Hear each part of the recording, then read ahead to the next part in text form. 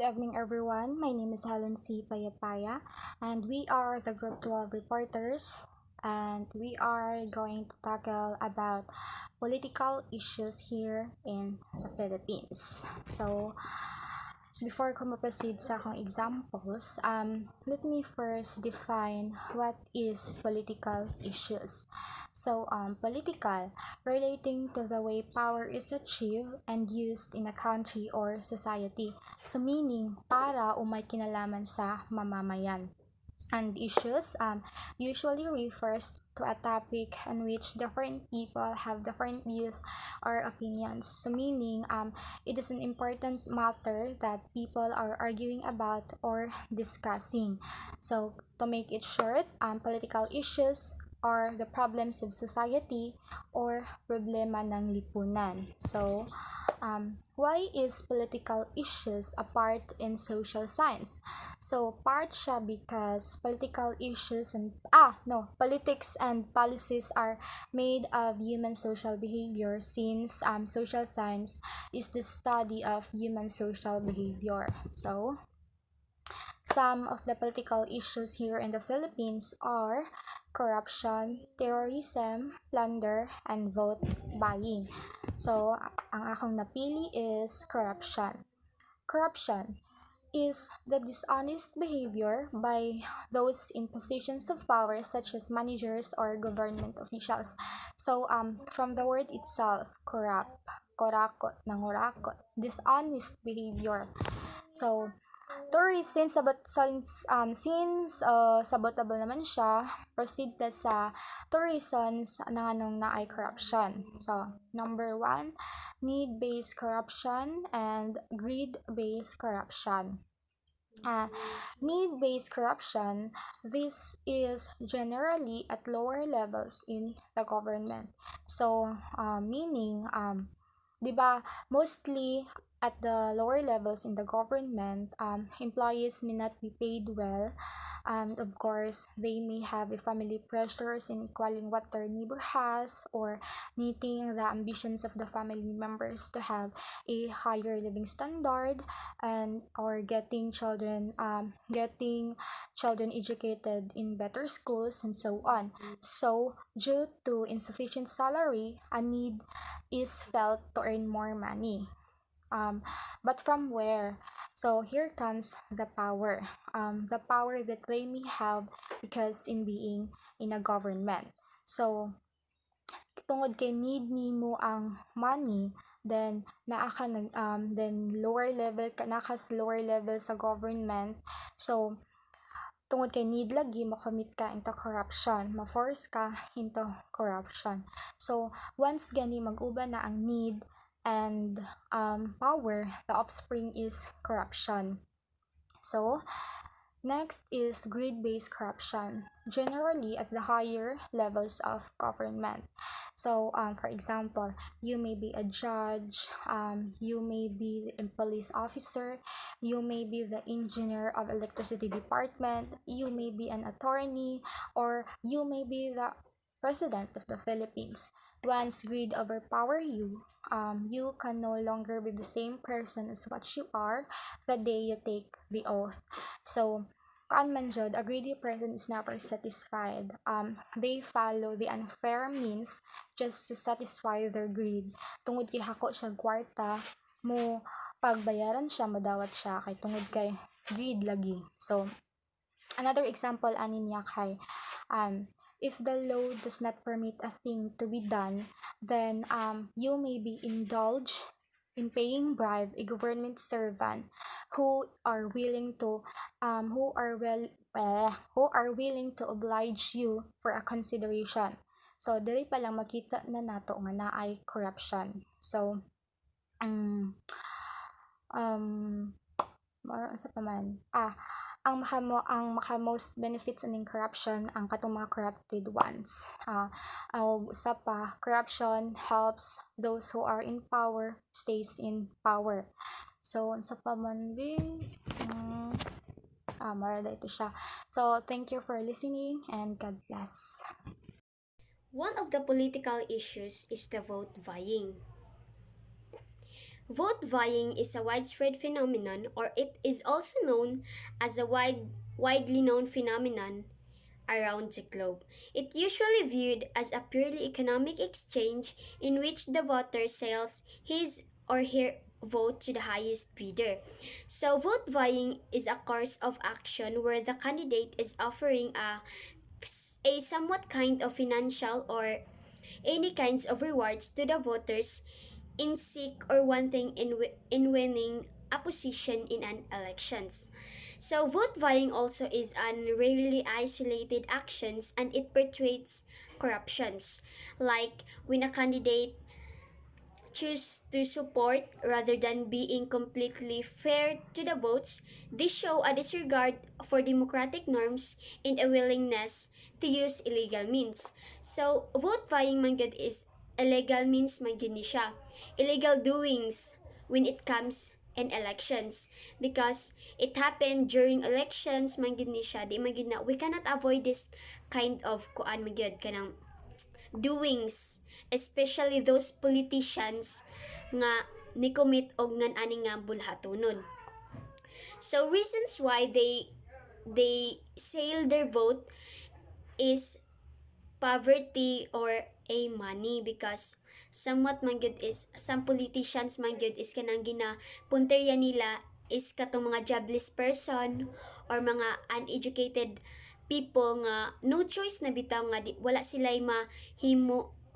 It's because of money man gyud, it's because of money nga dako nga gihatag sa lain opponents. So that's why gigrab na nila ang opportunity nga dito sila sa na ay dako nga kwarta kaysa dito sa makapa kuan sa ilang barangay or municipal makapadagan og maayo gid bitaw dito sila. So as what you can see in this picture, it shows man gid nga money siya, money, which is wrong gid na siya ang mag-vote vying. But as a politician man gid is kanang we cannot avoid this, especially during elections. And of course man gyud na-adapt naman gyud ni nato siya karon nga mga kuana. That's all. Good evening, I'm James Rosales. So, I'm tasked for today to discuss to you Flounder. So, Flounder is a part of political issues. So, Flounder RA 7080. So, let us look back. What is the origin, or when was Flounder approved in the Philippines and by who? So, Flounder was approved in July 12, 1991 by Senator Joseph Ejercito Estrada. So first, what is Flounder? So for my own understanding, plunder is stealing by force of money. It could be money or property or treasury. So in here, so let us look. So plunder is committed when public officer who by himself or in connivance with a member of his family, relatives by affinity or consanguinity, business associates, subordinates, or other person amasses, accumulates, or acquires ill-gotten wealth through combination of or series of overt or criminal acts as described in Section 1D of RE 7080. In this aggregate of amount or total value of at least 50 million. It could be done by anyone, for at least it is an official of the government. It could be a mayor, vice mayor, kagawad, or even president. But it could also be done by solo or even a group. For at least it have 50 million or above, it is considered as plunder. So next, in addition, any person who participated with the said public officer in the commission of plunder shall be likewise be punished.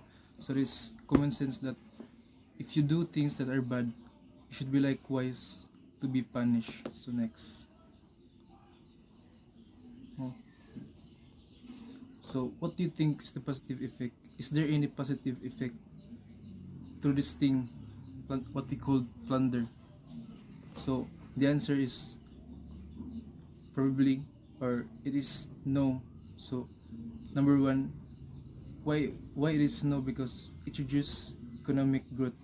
So because of people who are so people who are rich, they will become more richer, and the people who are poorer, they will become more poorer. So distort number two, distort the allocation of resource and the performance of the government, the allocation of resources and the performance of government. So because the money is just on the side of an individual or a group, the resources will be much lesser and the performance of the government will be more critic of the people. Number three, traveling the impact on the four. Number three, traveling the impact on the four, since it distorts public choices, favor of the rich and powerful. As just what I said, people who are poorer will be much likely to become more poorer, and people who are powerful and rich, the favor will be more onto them. Reduce the state's capacity to provide social safety needs. So because of the money that is gone, so the safety of the people will be much more likely they will be in danger because the money is gone. So there's no financial, or there's nothing that could support the safety of the people. A person, or our former president Joseph Estrada, or he's widely known in our country named Erap. So he is an example of plunder. On the on April 4, 2001, Joseph and his son were forcibly resigned to their respective position because they were accused of plundering 4 billion pesos. 6 years, Joseph and his son were found guilty and they were sentenced to prison in a lifetime. Thank you. Good evening everyone. Among report is about sa political issues.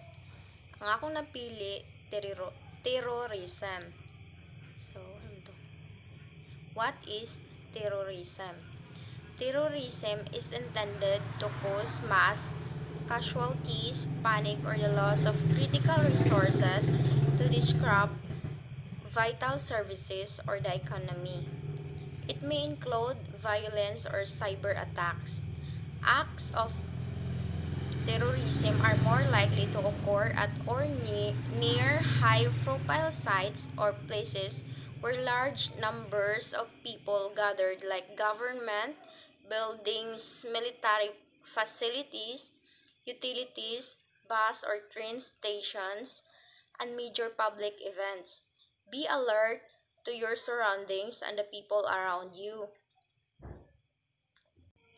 So ang terrorism usa na ka attack nga maka danger sa mass of people or publiko, daghang tao ang ilang pasakitan para makuha nila ang atensyon sa government, sa president. So, why does terrorism happen? Terrorism can be motivated by religious extremism, as seen in the rise of Islamist terrorism since the attacks on the World Trade Center in New York in 2001. Religiously motivated terrorism has also been carried out in the name of Christianity. Terrorism can also be motivated by political views which may overlap with religious reasons. For example, the 1995 Oklahoma City bombings were carried out to send a message to the U.S. government about FBI operations. Coping with news of terrorism, it's completely normal response to feel down when bad world news happens. Sometimes, We can feel a whole bunch of emotions, including anger, fear, and confusion. Allow yourself to feel however you feel. So our phones and the internet make it easy to stay in the bad news loop. Even when we even when we don't want to be, try to tune out and take a break if you're feeling bombard, bombarded with bad news. So if you've been finding it especially tough, it may it may be worth speaking to someone you trust or even getting help from a professional. So that's all. Thank you for listening. Good evening again.